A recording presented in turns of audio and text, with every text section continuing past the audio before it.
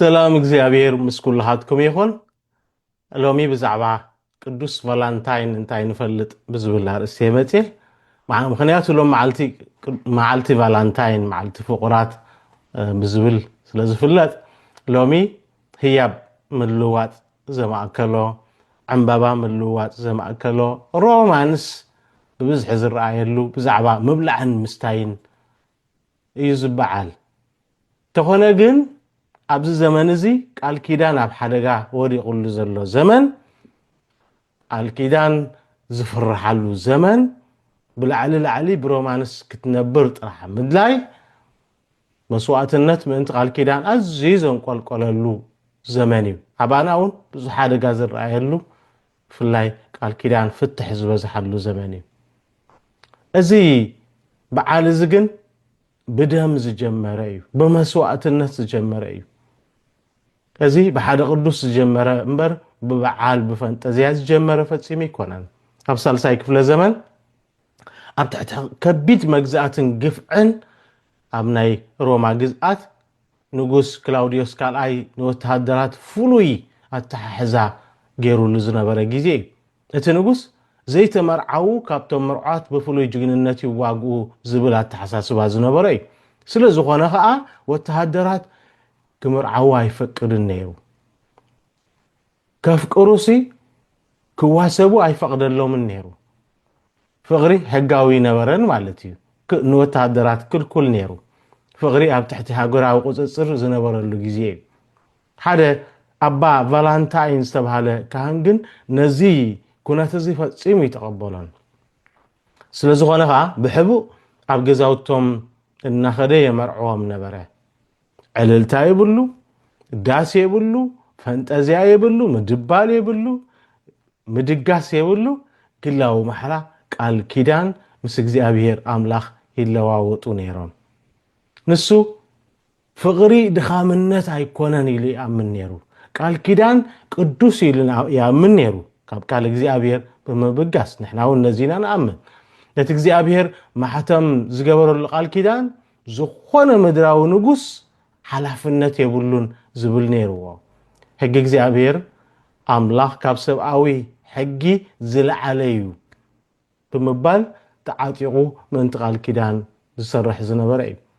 በዚ ምክንያት እዚ ከዓ ተታሒዙ ኣብ ቤት ማእሰርቲ እንከለውን ነዚ ተልእኮ እዚ ኣይቋረፅን ቀፂልዎ ኣብ መጨረሻ ኣብ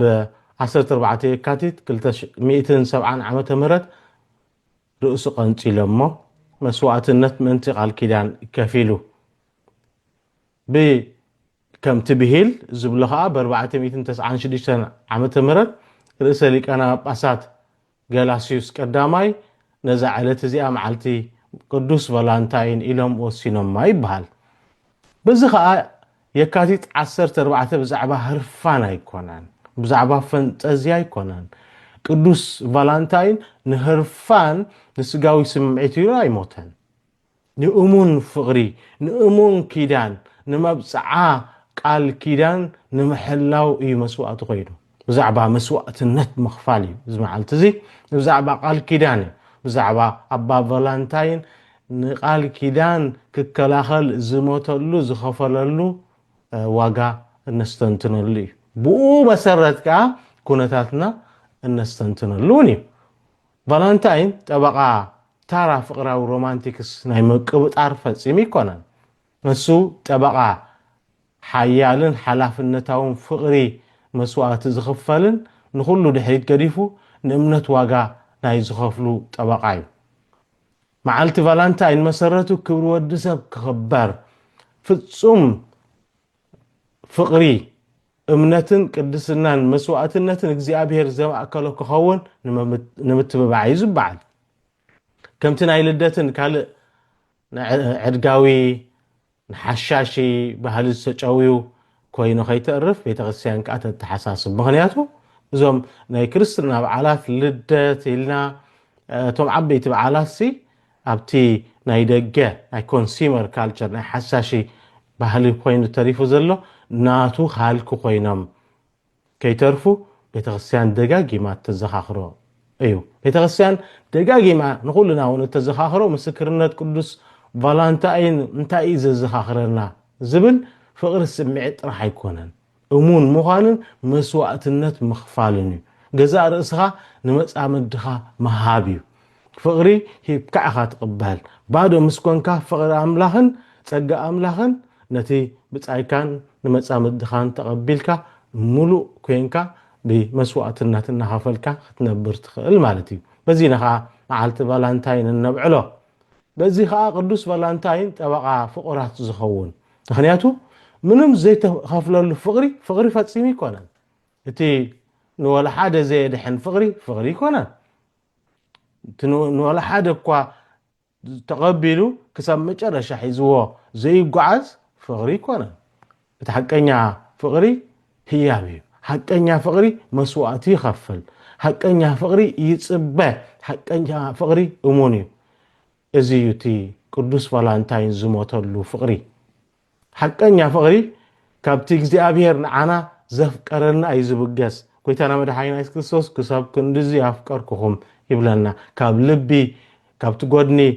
ዝተወግኦ ካብኡ ደምን ማይን ዝወፀ ካብቲ ምስጢራት እቲ ካብኡ ዝብገስ ካብቲ ክርስቶስ ኣብ መስቀል ዘፍቀረና